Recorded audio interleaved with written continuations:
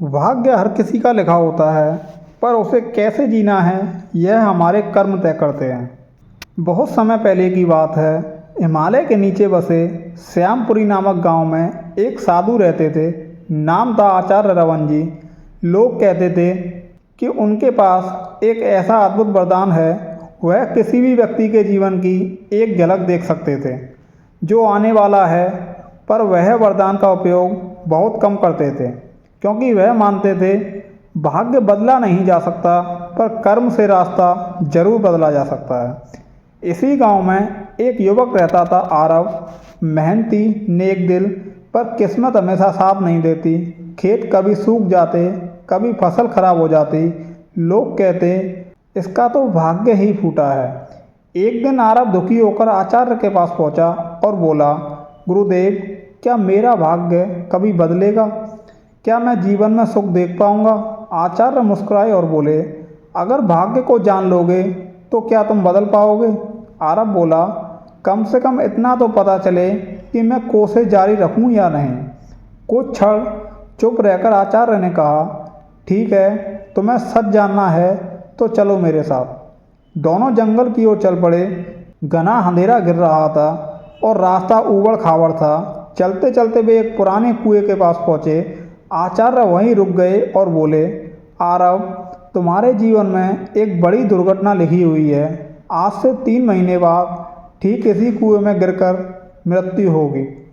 आरव के पैरों तले जमीन खिसक गई। कांपते हुए बोला, गुरुदेव, क्या इसे टाला नहीं जा सकता? आचार्य शांत स्वर में बोले, भाग्य की डोर ईश्वर के हाथ में है, पर अपने कर्म से इंसान उसके आने का तरीका बदल सकता है, पर परिणाम नहीं बदलता। आरव उदास होकर घर लौट गया। अब उसके मन में एक ही बात घूमती, कुएं में गिरकर मरना है। वह कुएं वाले जंगल में जाना बंद कर देता है।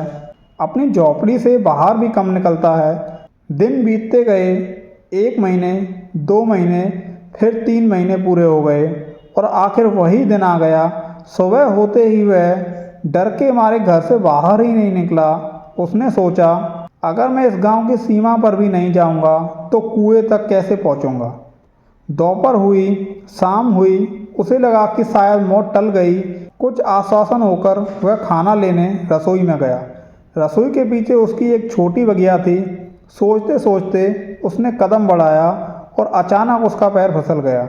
पीछे की दीवार टूटकर खुली और उसके घर के नीचे छुपा हुआ एक गहरा सूखा कुआं दिखाई दिया। बरसों पहले गांव वालों ने इसे बंद कर दिया था। आरव वहीं गिर पड़ा। आवाज़ सुनकर लोग दौड़े, पर तब तक देर हो चुकी थी। आरव की मृत्यु हो चुकी थी, ठीक उसी दिन, उसी तरीके से जिसकी भविष्यवाणी आचार्य ने की थी। आचार्य पहुँचे। लोगों ने रोते हुए पूछा, गुरुदेव, आरव ने तो कभी जंगल वाला कुआं देखा भी नहीं, फिर कैसे? आचार्य ने शांत स्वर में कहा, मनुष्य भाग से भाग सकता है, पर भाग्य उससे नहीं भागता।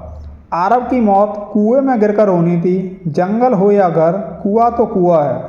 पर सुनो, अगर उसने डरकर खुद को कैद नहीं किया होता, अगर वह हिम्मत से जीता रहता, तो शायद यह कुआं किसी और तरीके से मिलने में और भी समय लगता। कुछ पल बाद वह बोले, भाग्य तय है, पर तुम उसे किस चेहरे से स्वीकार करते हो यह तुम्हारे हाथ में है। डरकर जियोगे तो भाग्य भी डर बनकर आएगा। हिम्मत से जियोगे तो वही भाग्य तुम्हें ताकत बनकर मिलेगा। गांव वालों को पहली बार समझ आया कि भाग्य लिखता ईश्वर है, पर उस भाग्य को कैसे जीना है वह हमारे कर्म तय करते हैं। मोरल ऑफ द स्टोरी, भाग्य से भागा नहीं जा सकता, पर कर्म करके उसके आने का तरीका बदला जा सकता है। डर भाग्य को और जल्दी खींच लाता है, हिम्मत जिंदगी बढ़ाती है।